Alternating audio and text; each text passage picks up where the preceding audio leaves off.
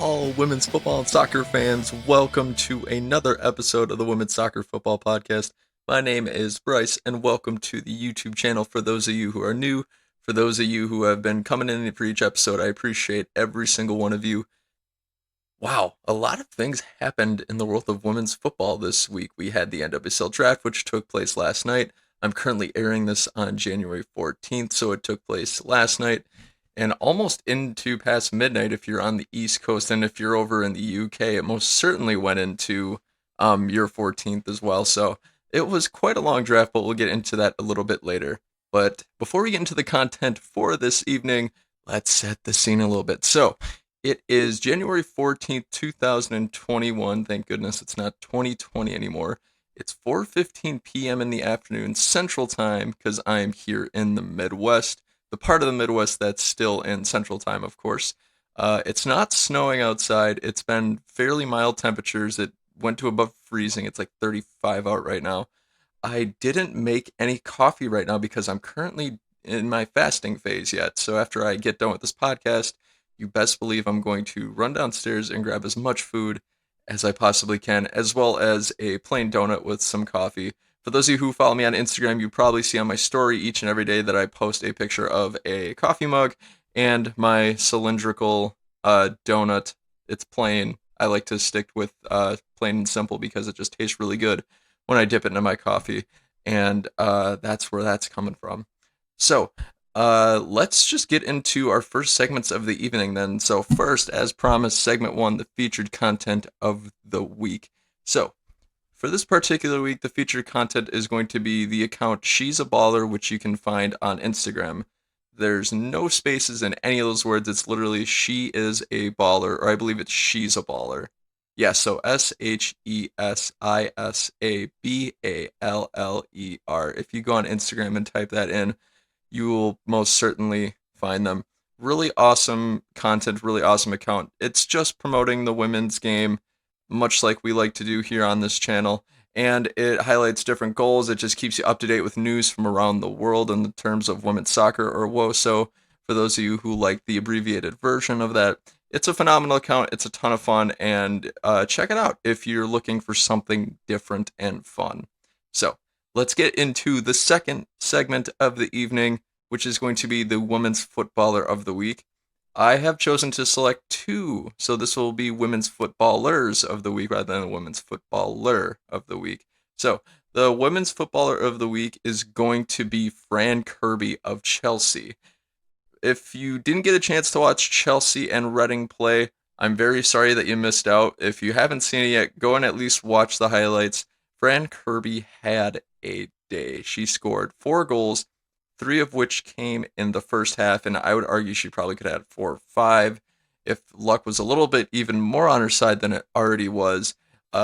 In between her first and second goal, she had this curler from outside the penalty area that smashed the bar, and it's still shaking, I believe, the last I checked from about a week ago. So that could have been her 5th goal right there, but nevertheless, she made a ton of magic happen. And it was really cool to see. I give a little bit of credit to Sam Kerr because she had assists on 2 of those. And she was really trying to be unselfish and help Fran score as much as she possibly could. But it was almost being unselfish to a fault, because I think Sam could have probably had 2 goals herself, but then she decided to try to feed Fran on the other side of the goal. But can't fault her for that too much, because at the end of the day, Chelsea ended up cleaning house and winning by a score of 5 goals to Reading's 0. So great day for Chelsea, great day for Fran Kirby, not a great day for Reading, but that's okay. Teams bounce back, they persevere, and they survive. So, my second Women's Football of the Week is going to be a little bit different. I actually had a hard time uh, properly articulating how I was going to word this, but it's going to be Casey Stoney. And I know what you're thinking. Casey Stoney is a manager. Why is she the Women's Footballer of the Week? Well, once you're a footballer, you're always a footballer. And earlier in the week, this might have even been dripping into last week, but Casey Stoney actually gave an interview where she apologized about letting her Manchester United squad travel for the holiday. Um,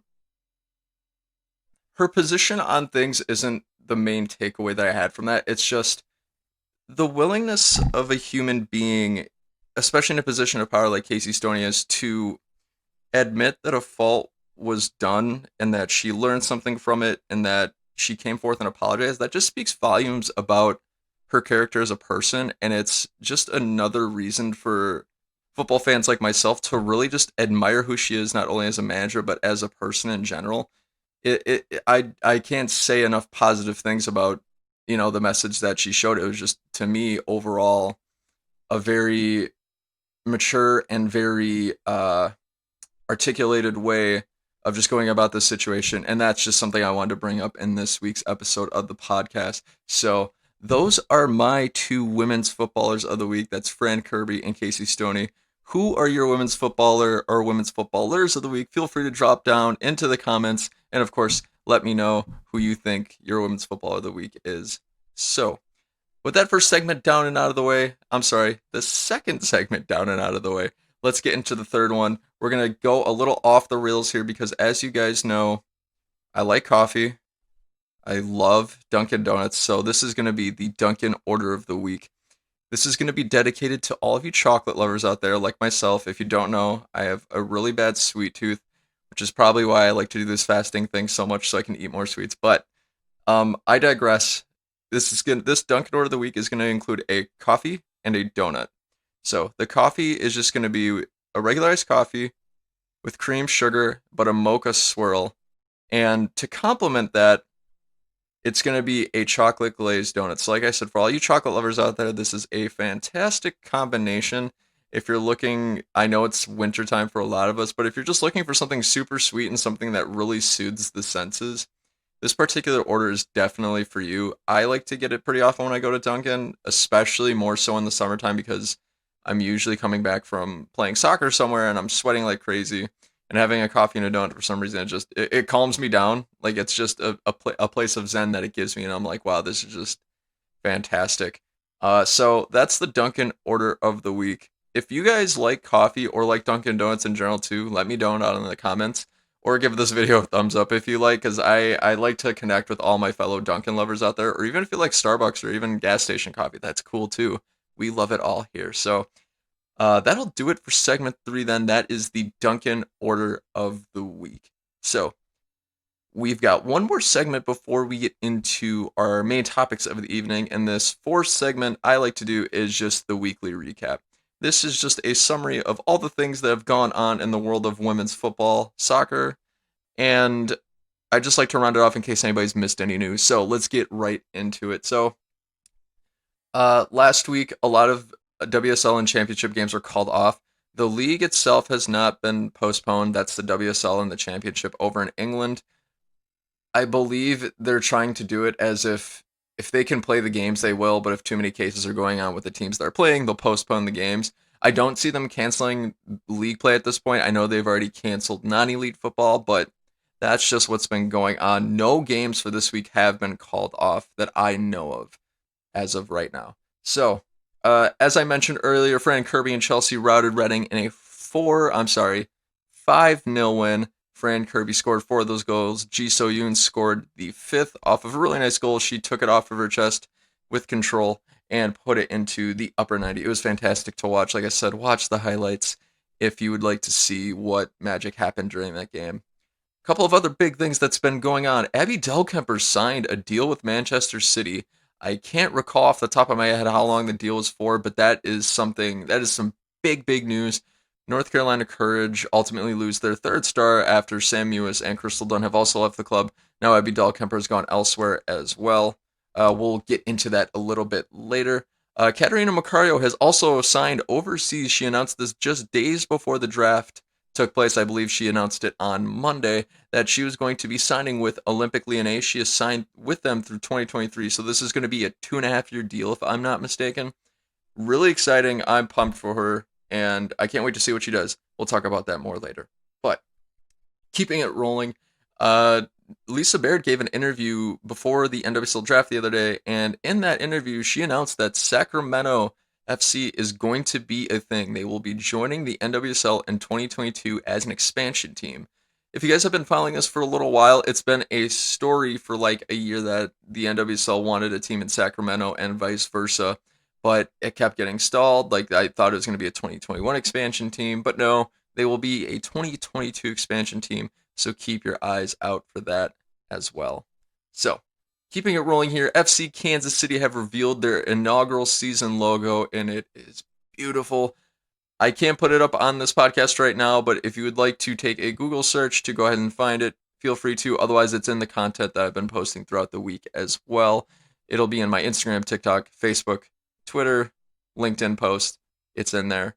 But however you find it, just find it because it's gorgeous. Uh, Rolling on more with NWSL news.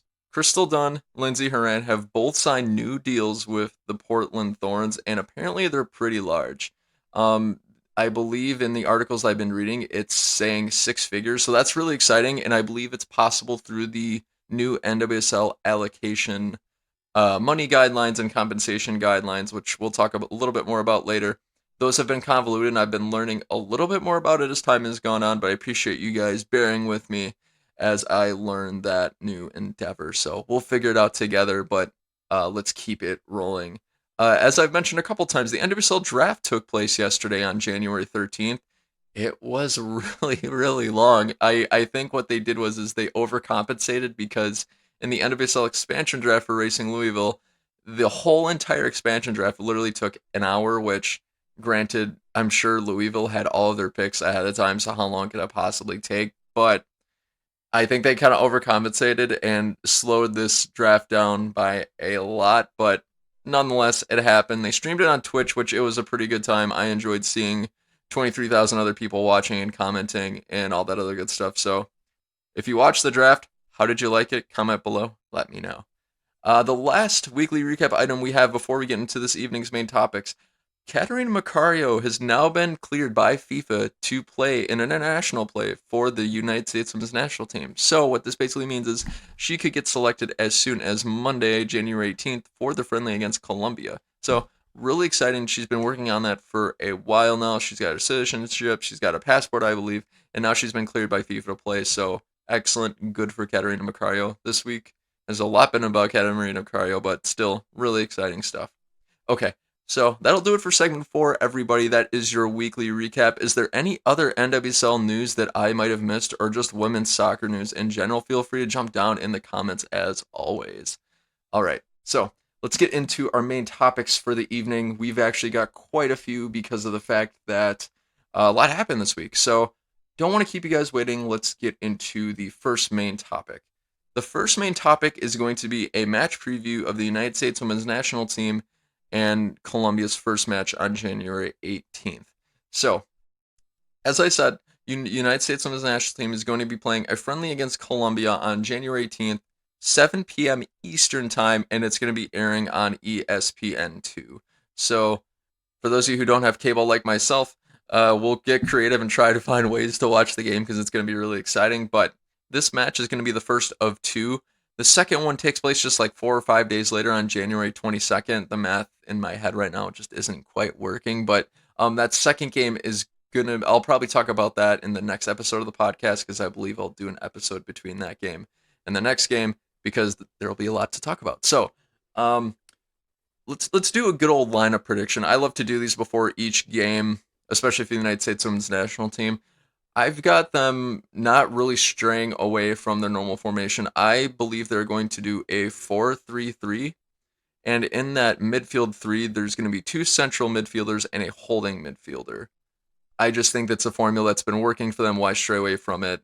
And it seems like Vlatko would agree with that because he's been using it for at least a lot of the games that he's been coaching in. So, but enough about that. Who's going to be playing? Who do I think is going to be starting? And who do I think is going to be subbed on for that particular game? So, this is my lineup. Starting in goal, I've got Alyssa Nair. In defense, I've got Kelly O'Hara playing in the right back position. Abby Del Kemper playing alongside her in the central defending position. Her paired up with Becky Sauerbrunn also in the central defensive position.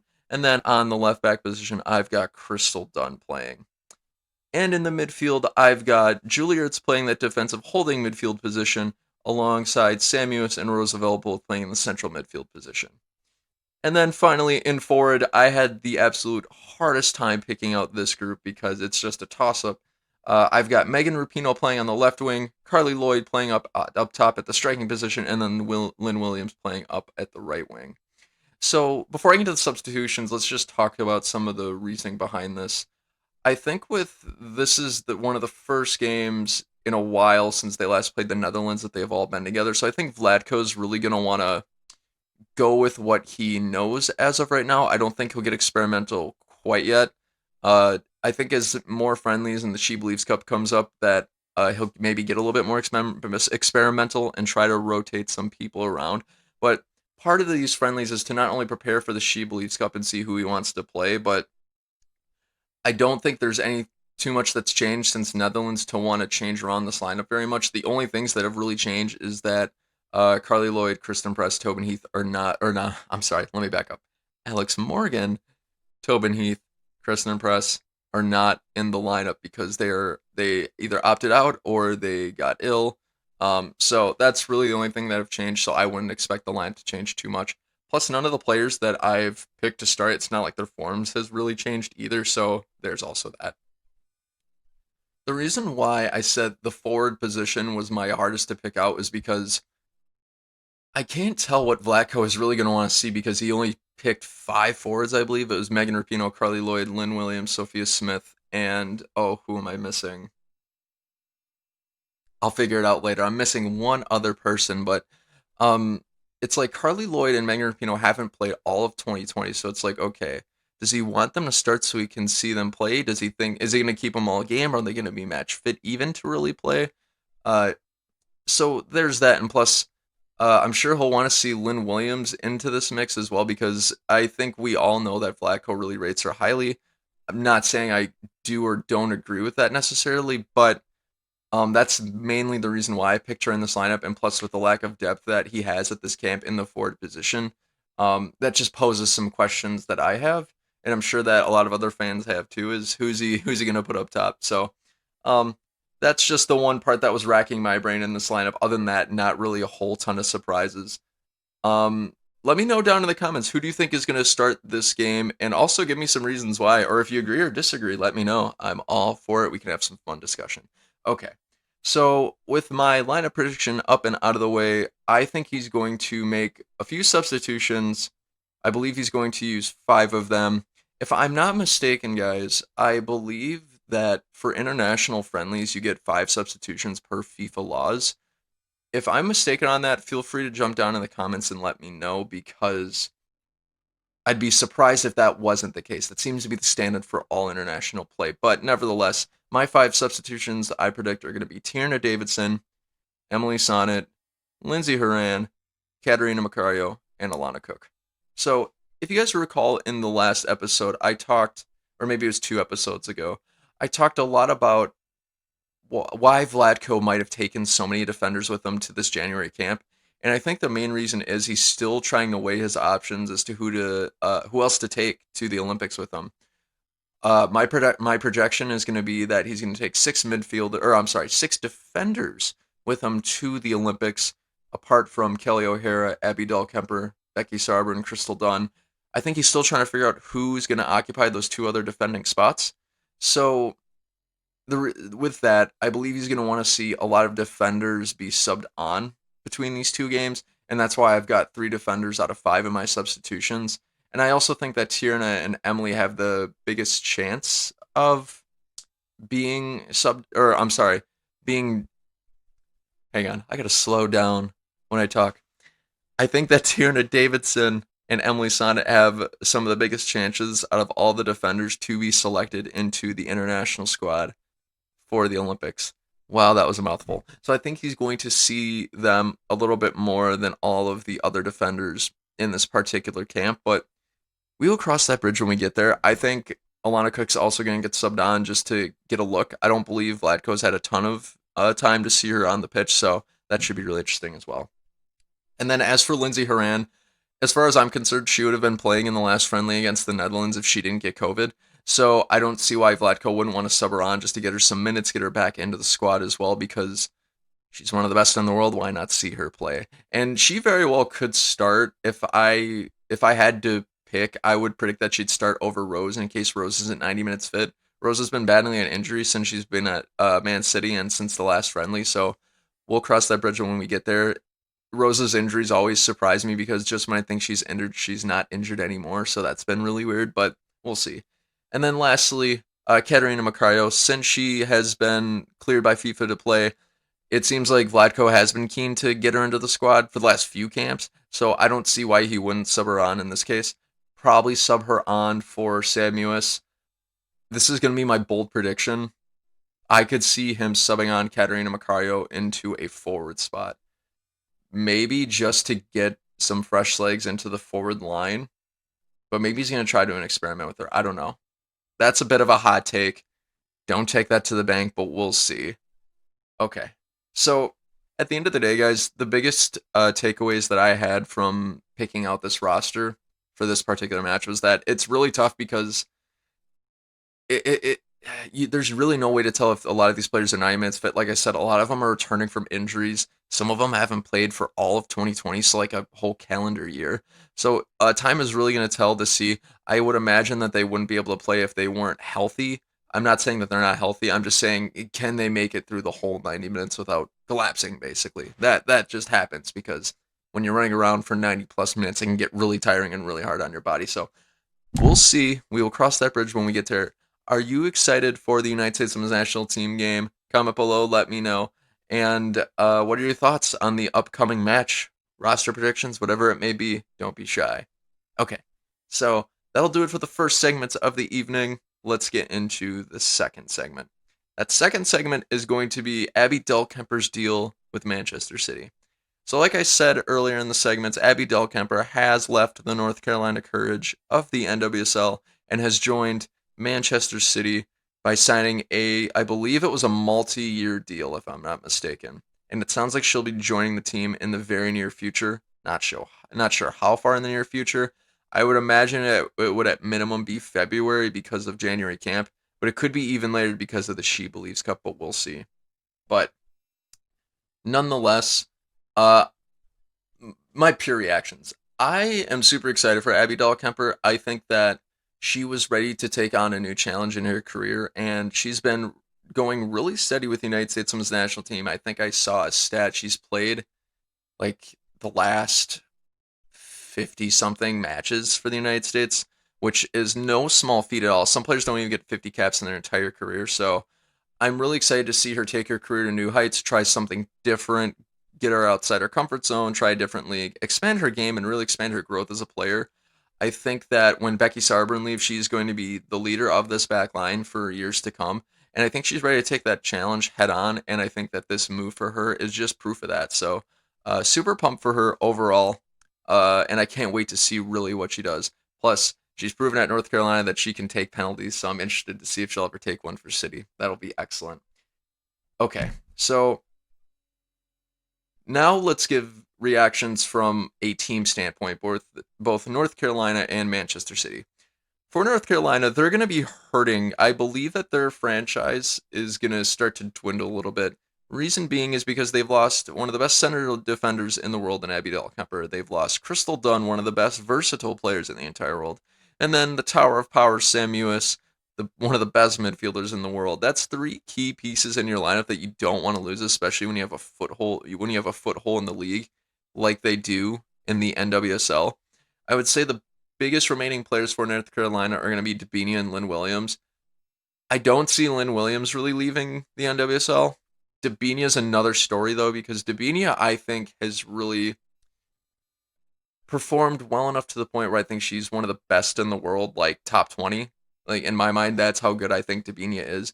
So if offers come a knocking, I could see Dabinia being tempted to leave. However, if she's happy in North Carolina and doesn't want to go anywhere, then she won't. But those are just some of my thoughts. I'm not speculating at all. I'm not saying that Dabinia wants to leave. I'm not saying she will leave. I'm just saying if anybody would be leaving, I could see it being Dabinia as well. But North Carolina fans, I'm very sorry that you keep losing players. Hopefully they'll still have a really good squad and really good season coming up, and I'm sure they will. Okay, so now that we've explored the North Carolina side of things, what about Manchester City? So with the addition of Abby Kemper, Manchester City's line is like rock solid. I mean, they've got, I'd argue, at minimum 4 world-class defenders in their lineup now. They've got Lucy Bronze, Alex Greenwood, Steph Houghton, and now Abby Kemper. You could make a case for Demi Stokes. You could make a case for Demi Stokes because she's consistently played for England, at least as far as I know, and she's not a bad defender by any means. And I like her style of play. If I had to guess what that back line is going to look like now with the addition of Abby Kemper, I've got Lucy Bronze playing at the right back. I've got Steph Houghton playing alongside her in central defense. I've got Abby Kemper paired with Steph Houghton in central defense. And then I've got Alex Greenwood playing in the left back position as well. Now, I know Alex Greenwood has, by and large, played a lot of central defending as well. I just think with their system now, with the addition of Abby Kemper, this fits a lot more. For United, if I'm not mistaken, I believe Alex Greenwood actually played a lot of outside back too, so it's not like this is a totally foreign thing for her. And Alex is versatile enough of a player to really excel in any position in the back line, and I would argue she could probably even play on the wing. But that's the main focus that I've got for that. And I think that overall, it's been really interesting because if you've been watching some of City's WSL games this season, there's been a couple of occasions where their back line or maybe their midfield has just miscommunicated with each other and they've given up some really poor um possession, some really poor passes. They've coughed it up and a lot of times it leads to a goal. Give you a couple examples. When they played Bristol City, I can't remember who it was that gave the ball up, but gave the ball up to Ebony Salmon and she scored. They were already up like 7-0, so it didn't matter. But when it does matter, like in situations against Manchester United, it comes back to bite you. Another example, Lucy Bronze coughed up a pass to Tobin Heath, and it was just a poor giveaway. So Tobin Heath grabbed it and scored, and they ended up drawing that game when City really needed 3 points, and they only came away with one. So I think that with the addition of Dahlkemper, it's really going to pose new challenges for the entire back line. It's going to introduce some new ideas and just more talent. I think Abby Dahlkemper is probably the second most talented defender in that squad now, aside from Lucy Bronze, of course. That's how high I am on Abby Dahlkemper. I think she's fantastic. So the reality of it is she's gonna push the players to their limits when you get introduced variables as a player. I'm only speaking for my limited athletic experience, but when you get posed new challenges, a lot of times you want to rise to the occasion. You need to prove that you belong in the squad and you need to play well. Not saying that Abby Dahlkemper won't have to, she certainly will, but with how talented she is, it won't take long before she's in the squad. And I think defenders who are in that running are going to take notice and they're going to elevate their game, and so is everybody else. Plus, in addition, it's going to be really interesting to see the dynamic between her and Sam Ewis because, as you guys know, and how I mentioned earlier, they've been teammates for North Carolina for years now, and also in the United States Women's national team. So I expect a really good connection there. And then plus Roosevelt, if Gareth Taylor would ever play her in center mid, the three of them could have a really interesting dynamic too. I still don't know why he doesn't play her in center mid. That makes no sense, but that's a rant for a different time. I just feel bad for Rose. She's always hurt and they always play her where she doesn't want to play. But I digress. Um, I think this is a good move for City overall. I think that they're really pushing for a title. They're into that top four now. They're starting to creep up on Arsenal. They're starting to creep up on Chelsea and United. And they need to do something. Is it the ideal move? I don't think necessarily, but it certainly helps. It certainly helps, and that's an absolute fact. I've seen some City fans that I follow that I know of say that they needed some attacking help. And it's really strange. I don't see that because it's like City's goal difference, if you haven't looked at it lately, is quite big. It's like plus double digits at least. They score a lot. So I don't really think that's the issue. And I just think you can either score more goals, you can let less go across. And at least as long as you commit to one of those moves, you're going to be fine. To me, this is City committing to letting fewer goals across. Because a lot of times when you need those points, that's defense wins championships, and that's really what matters. But overall, super, super pumped for Abby Kemper. Can't wait to see what City does for her. Or, yeah, what City does for her and she does for City. As long as they don't beat Man United, because I'm a Man United fan, as you guys know. But I digress. Good luck to her. So, that'll do it for the second main topic, guys. And that's all about Abby Kemper. So, with that down and out of the way, let's get into the third main topic of the evening. And this is going to switch gears a little bit because it's going to be all about Caterina Macario's new deal to Olympic Lyonnais. So, as you guys know, last Friday, Caterina Macario announced her decision to leave the Stanford Cardinal and forego her senior season, her spring senior season, I guess you should say, for the NCAA. And shortly thereafter, she signed with a sports agency called A&V Sports. Now, what really made people suspicious that she was going to make the move over to Europe is because A&V Sports has a lot of European big name clients. Sam Kerr, Caitlin Ford are just a couple of the names that I know off the top of my head. Feel free to go on their website if you want to know more. I believe they represent Ada Hagerberg too, which makes sense because Ada Hagerberg plays for Olympic Lyonnais. Now Caterina Macario does too. But that was a sign that she was going to go overseas. And now it's come to fruition. She signed a 2.5 year deal through 2023, and I think it's an excellent decision. I think with this particular move, she can expand the amount of money she makes. The ceiling on that is going to be ever growing, especially if she shines and does really well on this world stage. And it expands her game. It gives her a chance to play amongst the world's best team with the world's best teammates, the best competitions in the world in Europe, the Champions League, I'm mostly speaking of. And it gives her a chance to play in the French league, which I have my opinions on that league in general, but still one of the better leagues in the world. It's a really cool rivalry when they play against PSG all the time. So I think for Caterina Macario, that move made the absolute most sense. I could not be more and more excited for her. I've seen a couple of different speculative pieces and just remarks from fans saying, or just wondering, asking the question, like, okay, so with how good of a team Olympic Lyonnais is, they dominate, they've won, they've only lost like one time in the last 4 years in their league play. Um, is there room for Caterina Macario in the squad? So I'm going to preface my argument by saying this. At the end of the day, you've got to prove your worth in the squad. You have to play well. You have to be in form. But you also have to be talented. Talent always wins, especially when it comes to sports. If you're the most talented person in that position or on that field, at the end of the day, you will play bar none. No other considerations. That's about it.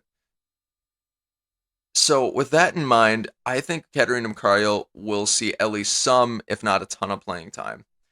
When you look at Olympic Lyonnais's roster, there's a few players leaving, and the reality is, as of right now, as of today, they really only have 6 midfielders, which is really uncharacteristic for them. The reason I say that is because they've got 9 defenders, they've got 9 forwards, but only 6 midfielders. So I think with this move, they felt the need to kind of bulk up their midfield a little bit and get another star, and I think Caterina Macario will prove to be that star for them. Um, she joins really strong company, the likes of Amadine Henry, Jennifer Maratson, Sarah Bjorg Gunnarsdottir. I am totally butchering some of these names, so I apologize, guys. Sally Giulini, Amel Majri, and Saki Kumagai. Although those are fantastic players across the world, I still think this is a bit of a hot take considering that Caterina Macario hasn't played professionally yet. I could see Caterina Macario being in the top half of that group, for sure. Specifically, what I envision, this is assuming Olympic Lyonnais plays a 4-3-3, is I can see a trio between Macario, Henry, and Marathon eventually. I think it'll happen eventually. Like I said, like you guys know this. I've said this in the last few episodes. I'm extremely high on Caterina Macario as well. I think she's going to be a monster, a star-studded talent for years to come. I think she is the future. So with that, I can see the three of them basically linking up in the midfield and just absolutely dominating and crushing every midfield known to man. Especially since Amadine Henry is more of a central defending midfielder by trade, so she can lock down defense, and Macario can play in the attacking role, and so can Zenifer too. So there's a lot of potential there, and there's a lot of opportunities for growth. And with that trio, barring that all of them stay and play together, it's going to be unstoppable, more unstoppable than Olympic Lyonnais already is.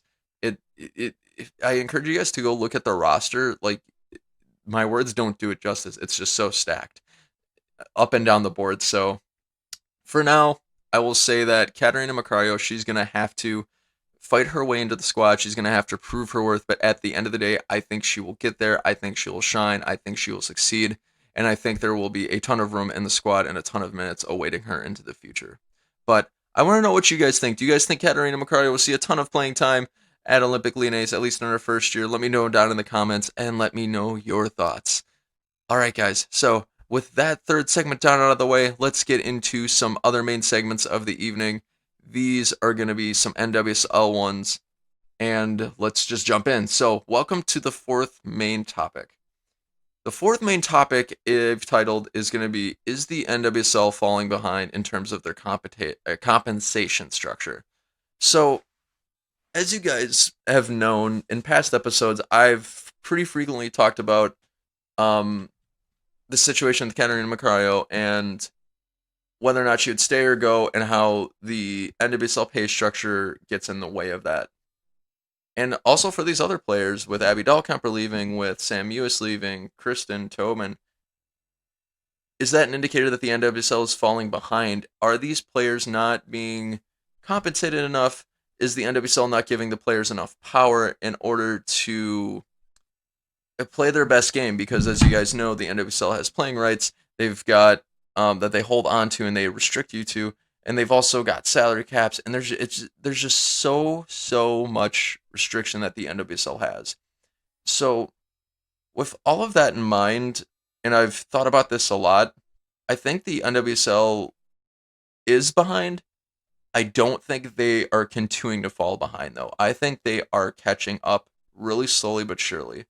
Let me explain why a little bit. So, like I said, right now, I don't believe the NWSL in its own right has the resources or the money to keep these international stars in the league. Like I said, Sam Mewis, Abby Kemper, Kristen Press, Tobin Heath, Caitlin Ford, Sam Kerr. The list just keeps growing. Rachel Daly, if she decides to stay at West Ham. So they're making strides. They're definitely getting better at getting more resources. The first evidence of this is their increased salary cap. So since 2019, it's gone up about 20%. It used to be about 450-ish thousand dollars. Now it's gone up about 19.33% to $650,000. So that's giving you the opportunity to give more players at least more money. If you guys don't know what a salary cap is, because I know a lot of listeners are from abroad, a salary cap is essentially a set amount of money that each team in the NWSL can use per year to pay each of their players. So, for example, if you've got 20 players on your NWSL roster, when you add up all of their wages, it can't be greater than $650,000. That's what the salary cap is. So, inevitably, you're left with this problem here where if you play one player a ton of money, you are forced to give the rest of your players less money. When you've got international stars that just want to make an infinite ceiling with their money, a salary cap is the devil. there's no better way to put it. It puts a ceiling on how much money you can make. Players don't like that. They've worked their whole lives, since they were young kids to fulfill their dreams and play at the world's biggest stages. So they don't want to be sold short here. They don't want to be paid less than what they deserve and what they have earned. So the salary cap is not an attractive option, but at the end of the day, when you're increasing it, you're providing more players the opportunity to make more money. So it's getting better. Now, they've also increased their minimum and maximum amount on their contracts. They've increased the league minimum to $20,000 per year, and they've also increased the league max to $50,000 per year. Now, in terms of the salary cap and the arguments I just laid out, that doesn't sound like a lot of money, but there's always exceptions to the rules. So, for example, they've also introduced the concept of allocation money. So, what this basically does is each team can purchase up to $300,000 in allocation money. You can trade for more, as far as I understand, you can get more. But what you can do is that salary cap, that $650,000, you can go to your team. You can use all of that to just pay your players. Or you can also use allocation money to lure bigger names into your club and pay them above the league maximum, which is $50,000, which is why allocation money is such a big deal, right? And that's why Lindsay Horan and Crystal Dunn were able to sign such big six-figure deals. Let me back up just a little bit here. a little bit here. I want to be clear. So the NWSL, by introducing this concept of allocation money, is catching up on the world stage. Here's why. So what teams can do is if they've got a big international star, such as a U.S. Women's National Team player or a player that's from abroad, and they want to lure them to the club, what they can do is they can use this allocation money.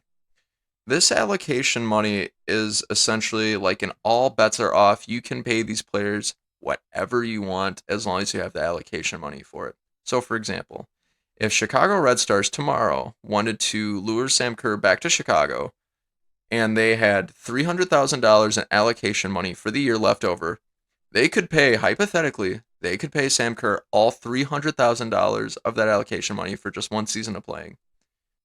Now, if they wanted to lure Sam Kerr and say Abby Kemper to Chicago, they could pay them, between the two, they could pay them up to they could pay one $299,999 and the other $1. But the point is, they could pay them both $150,000 if they want to with that allocation money. And the best part is, you can trade to get more. If you want to get up to $500,000 in allocation money, if you trade and play your cards right, you probably could. I don't believe that's changed since I've researched this particular topic, but if it has, let me know down in the comments. So essentially, you have this supply of allocation money you can offer to U.S. Women's National Team or international stars to give them more money and to lure them to the league. So there's still that ceiling as to how much money they can make, but at least the ceiling is growing, if that makes any sense. So this is a way to kind of breach the league maximum contract and pay these players more money and get them more involved and entice to play in the league. So there's also that. The other issue that doesn't get solved really is not allocation money, I'm sorry. International competitions, but that's a whole nother story altogether. But there are some caveats with allocation money. So you can use allocation money. I'm reading this directly off of my notes because I want to make sure I get this right. You can use allocation money for players whose contract is larger than the league maximum. So if they get paid more than $50,000 a year, and they're also not U.S. or Canadian allocated, meaning they don't play for the United States Women's National Team or the Canadian National Team. So there's a workaround to this, but I'll get into that in 1 second. So in order for a player to get paid allocation money, that big pool of money we just talked about, they can't be U.S. or Canadian Women's National Team players, and they also have to meet one or more of the following criteria.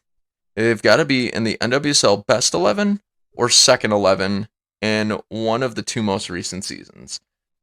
They've got to be an international player who has made a cap for their national team in the last 24 months. They were the NWSL MVP, the Golden Boot, Rookie of the Year, Defender of the Year for one of the two most recent seasons. So they had to have won one of those awards in the last 2 years. Also, domestic players who have at least played 5 seasons in the NWSL. So, for example, if you are just a player who is from the United States, you've never made an appearance for the United States Women's National Team, but you've played in the league for 5 years, you could receive allocation money. Players who were former U.S. or Canadian Women's National players can also be awarded allocation money. A good example of this is Sydney Leroux and Amy Rodriguez. They could receive allocation money. And also, last but not least, players previously on a contract that included allocation money. So if your player has received allocation money in the past, they're automatically eligible to receive it in the future, which makes sense because why would anybody take a pay cut, right? So you might be wondering, okay, Bryce, you just said that with the introduction of allocation money, it attracts U.S. Women's National Team players and all these international players, but clearly in the criteria it says that you can't use the allocation money on U.S. or Canadian allocated players. There's a loophole in this. There's a very, very important loophole in this. And if any of you know this better than I do, feel free to jump down in the comments to correct me. But the one loophole in this is that United States Women's National Team players, and I believe Canadian international players, can do what they call not declare federation status. What that means is that, as far as I know, if you're a United States Women's National Team player, you can declare what they call federation status, What I believe that means is you can go under contract with U.S. Soccer as a U.S. Women's National Team player. If you do that, you are not eligible for that allocation money, if I am not mistaken. But if you do not declare that federation status, you are technically not a U.S. or Canadian allocated player, which is weird. It's a weird loophole. Like I said, guys, if I'm totally botching this, feel free to jump down in the comments. Give me your sources. I'm willing to talk about this all day long. But by not declaring that status, you are not technically a U.S. or Canadian allocated player, which means you are eligible to receive allocation money because you will more than likely fit one of the other criteria. Two cases in point. This is exactly why Crystal Dunn and Lindsey Horan were able to sign those big deals with Portland. I don't believe either one of them declared for federation status, and that's why they're able to sign these six-figure deals because they most certainly fit at least one of these criteria that I've just certainly laid out. So, that's where this is all coming in. So, let's kind of round this out a little. Crystal Dunn and Lindsey Horan and this introduction of allocation money is evidence that the NWSL, while they are behind right now in keeping and attracting international and U.S. Soccer stars, they're not falling behind. I think they're slowly but surely catching up. And this piece of allocation money and their new compensation guidelines it's an attractive it gets to be more of an attractive options for players because it raises the ceiling at which how much you can get paid for a year in the NWSL. So overall, guys, I know that was a bit of a long-winded and really confusing discussion, so I apologize for that. I'm going to link the article that I just laid out that specifies what exactly allocation money is used for. I'm going to link that article down in the description below so you can do some of your own reading if you're more curious. But do you guys think the NWSL is falling behind in terms of attracting international talent and keeping international talent? Let me know down in the comments below. Let's talk and let me know your thoughts. All right, guys. Thank you so much for sticking with me through that fourth main topic. I know that was a lot to unpack. Let's get into the next main topic. This is going to be our second to last main topic of the evening, and it's going to be the NWSL Draft. So the fifth main topic is the NWSL Draft. It was a momentous occasion. It was a ton of fun, guys. If you got the chance to watch it on Twitch, I congratulate you because, one, you made it through. I believe the draft was almost 4 hours long. It started at 7 p.m. Eastern. I don't believe it got done till close to 11 p.m. Eastern, maybe even later if I'm not mistaken. If I'm being honest, I did not stay up for the whole thing. I had to go to work the next morning, and I just wasn't about it. So, if you watched all 4 rounds, like I said, congrats to you. That's phenomenal. Some big highlights. Emily Fox went number 1 to Racing Louisville. She got that announcement as she was at United States Women's National Team camp with some of her teammates around her. I believe the previous 2 number 1 picks were sitting next to her, which I think was kind of funny because Sophia Smith was on her right, and I can't remember who was on her left, but I thought that was really, really cool. Some of the other first-round picks, Trinity Rodman went number 2 to Washington Spirit. Brianna Pinto went number 3 to Sky Blue. And those are the top 3 picks. I think they're, of course, excellent, excellent picks. But congrats to all the players. My initial thoughts. One of the most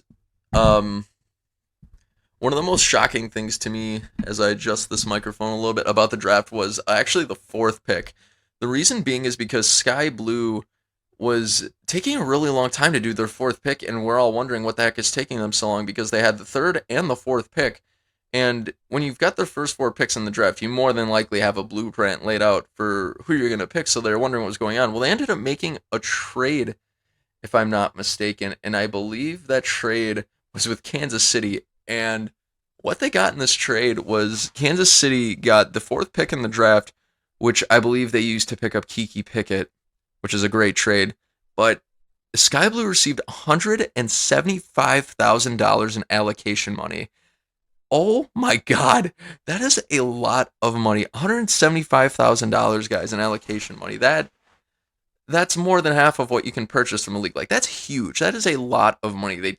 I give Sky Blue full marks on this because they turned that 4th pick on its head, and they made a ton of money off of it. It's just amazing to me that they got that big of a deal for the 4th pick in the draft. By no means do I think the 4th pick overall in an NWSL draft is worth $175,000. To give you guys some context, I believe Kelly O'Hare and Kristen Press left Utah for 75,000, and they are bona fide international studs. So that really puzzled me that Kansas City was willing to give up $175,000 for the fourth pick until I went looking a little bit deeper into some context. And Jeff Kassouf from the Equalizer elaborated on Twitter saying that Kansas City inherited like $224,000 from the Utah Royals franchise now that they've dissolved and now that they are Kansas City. So, and then they're also getting access to another $400,000 next year too. So they had a lot of money to spare. 624K in allocation money is a lot, and for Kiki Pickett, they must have thought that she was worth it for the 175K. They probably thought, we've got so much money, we might as well use it. So that's where it came out. So, I mean, for both teams at the end of the day, it's a win-win. I just think Kansas City could have given half of that and still gotten the fourth pick. So, I mean, good for Sky Blue because they were floating in the money after that first round, and good on Kansas City because they got an excellent fourth pick. So, that's just some initial thoughts on that. Another thing too is if you guys had the pleasure of watching and seeing all the war rooms that they were going around for each team, you will have noticed that in Sky Blue's war room, they had Meg Linehan's cardboard cutout in the background, which is just so wholesome, so wonderful. It was amazing. I'm like, wow, that's just cool. For those of you who don't know who Meg Linehan is, Meg Linehan, I would argue, is one of like three or four, maybe even one of two full-time women's soccer slash football journalists in the United States. So she covers the NWSL a lot, and so does Jeff Kassouf. Jeff Kassouf is part of the Equalizer group that I mentioned last week. But yeah, Meg Linehan covers the league a lot, and a lot of NWSL fans at least know of her. And I just thought it was really cool that the league is the Sky Blue organization obviously is so fond of her that they decided to put her cardboard cutout into the war room during the draft for all of us to see. So that was just kind of fun. I think it gave the NWSL draft overall a really fun vibe. I certainly had a ton of fun watching it. I hope you guys did too. And speaking of energy and all that other stuff, I gotta give credit to Lisa Baird. From pick number one to the last pick, Lisa Baird's energy in announcing each and every pick was a 10 out of 10. Would recommend. She brought the heat the entire event, and I was just so impressed by her ability. She seems like she really believes in the league. She really loves her job, and as an NWSL fan, that's really, and as a women's soccer fan in general, that's really exciting because it gives you something to look forward to, that the league has got this spark, it's got its energy into it, and it's got a commissioner that believes in it and what it's trying to do. So good on Lisa Baird. I think she did an excellent job hosting her first draft as an NWSL commissioner.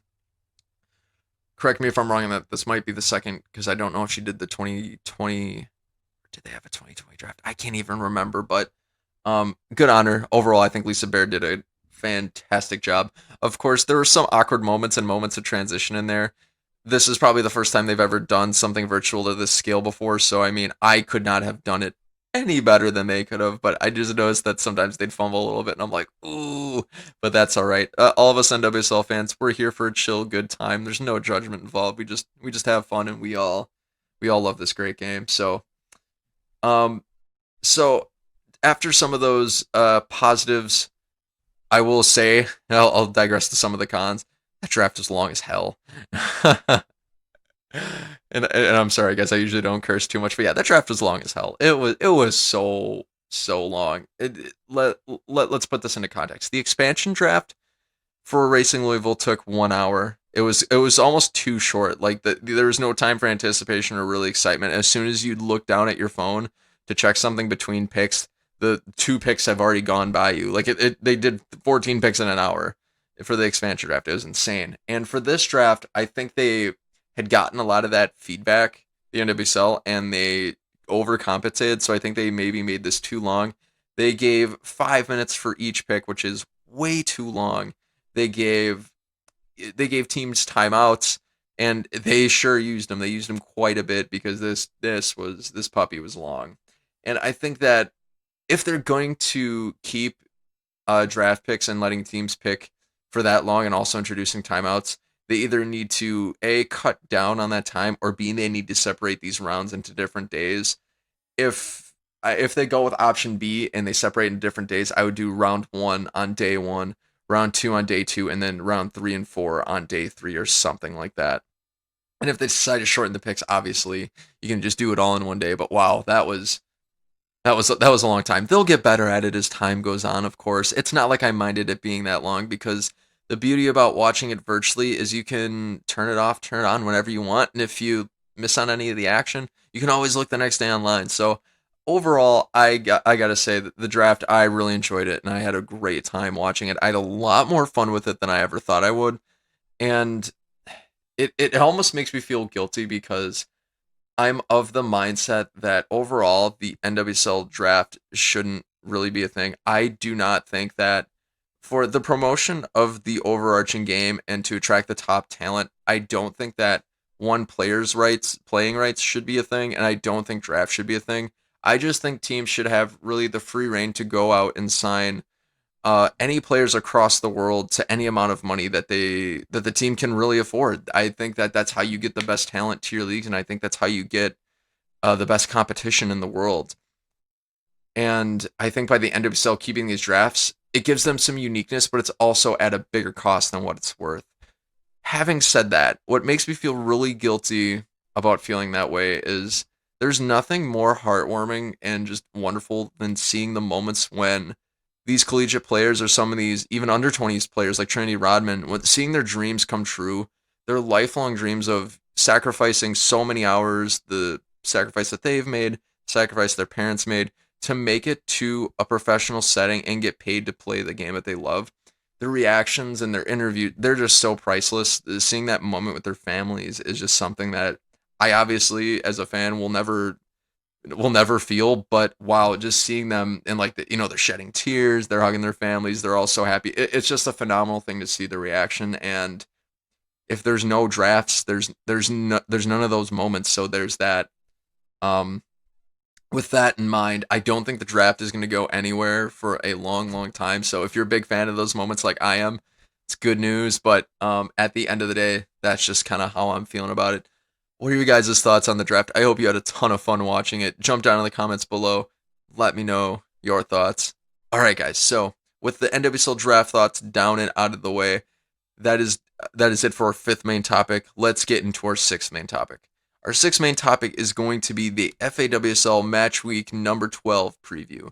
As you guys know, I usually put out an article each and every week in written form on the blog. That's bankrupthippo.blogspot.com. And I just give in writing what my match week preview is, and I believe I'll do the same this week too, but I figured I'd give it on the podcast and on YouTube as well if you're watching on video, what my predictions are for going to be this week. Hopefully, I'm predicting more games will get played this week than last week in the WSL because of all the coronavirus cases that went on. Then again, if players are still sick, games still might be getting postponed if they aren't postponed already and I'm just missing it. But nevertheless, let's see what we've got going on. So, the first match of the weekend, Manchester City, Aston Villa. I've got Manchester City beating Aston Villa 3-0. Manchester City has had not really a ton of trouble scoring, and they've put on excellent displays against Villa before, and Aston Villa's been really, really inconsistent. I just think they're going to get overpowered by Manchester City, and that's why I'm predicting the scoreline of 3-0. Moving on to Everton and Bristol City. Bristol City doesn't have a prayer this season. I'm so sorry for all of my Bristol City fans that are listening right now. They've had a awful season. I believe now they're up to a minus 39 goal difference, and I'm afraid that for this week it's not going to get much better. I've got Everton beating Bristol City also by a score of 3-0. I think overall, I know Everton's been playing really poorly, but I just don't think Bristol City is going to have enough to match them. I think this is going to be a big confidence boost for Everton. They're going to look forward to playing against maybe some weaker competition after playing against some really tough competition. And they're going to go out, and this is going to be a start of an upward trend for them. So I think that they're going to defeat Bristol pretty convincingly this week. Okay, so now let's move on to the next game of the week, which is going to be Birmingham City against Brighton and Hove Albion. This is going to be I would say the least interesting game of the week. The reason being is both teams are kind of mid-table, and neither one of them have been particularly exciting teams this year. I've got Birmingham City beating Brighton and Hove Albion by a score of 2-1.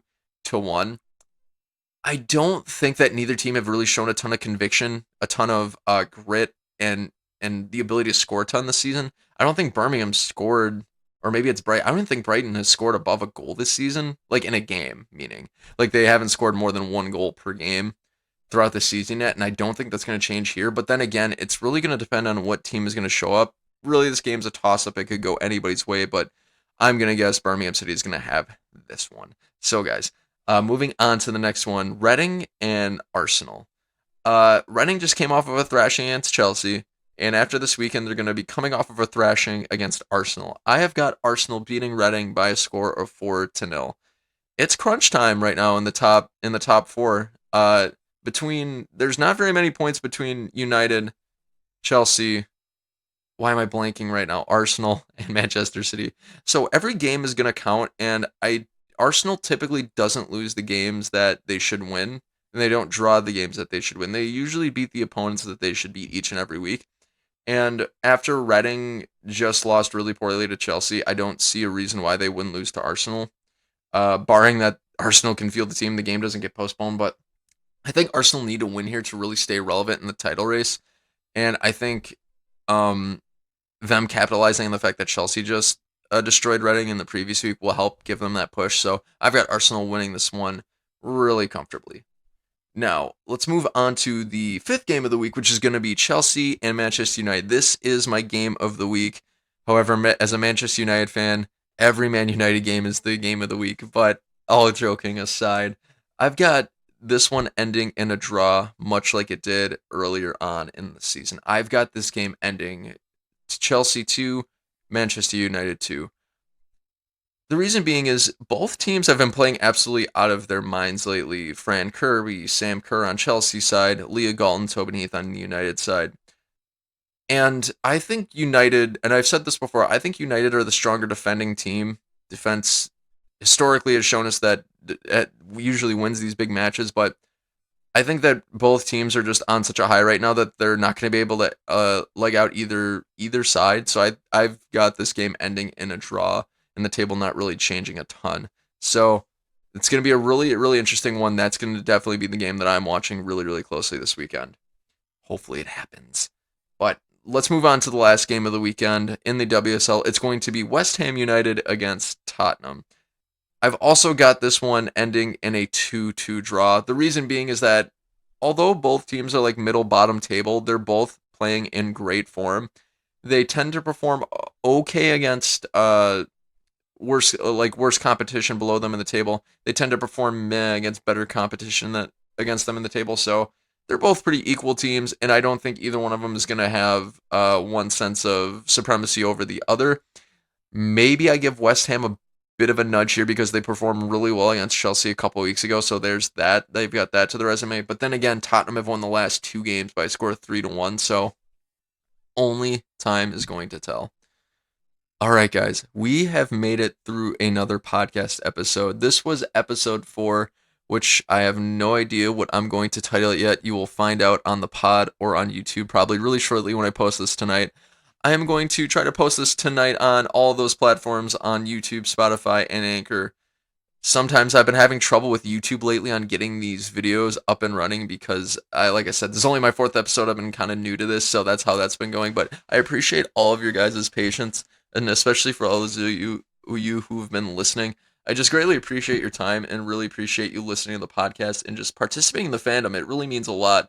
As a WOSO fan myself and not knowing a ton of in-person WOSO fans, it's been awesome to join this community and just get to know people who share that same interest. So if you guys are looking for more consistent content, I am on TikTok, I'm on Instagram, I'm on Twitter, I'm on Facebook, and I'm also on LinkedIn. For those of you who are curious, I post daily videos pretty much across all women's soccer leagues, all women's football leagues, all kinds of fun content that's a little bit lighthearted and just on the fun side. I also like to break some news that's been out there as well. A lot of the news I get is usually from the Equalizer, like from the likes of Jeff Kassouf and Meg Linehan. So if you're looking for more consistent content, that is your place. If you guys like this podcast and you want to give it a thumbs up, or if you'd like to subscribe, comment, or whatever, or if you absolutely hate this podcast and want to give it a thumbs down or comment, that's totally cool too. As long as you guys are having fun and enjoying That's all that really matters, and I just appreciate you guys being here. So that'll do it for me this week, everybody. I greatly appreciate your time. Enjoy the United States Women's National Team match coming up on Monday, and we'll talk to you in the next episode. I've been Bryce. This has been the Women's Soccer Football Podcast. Signing off, and have a great day.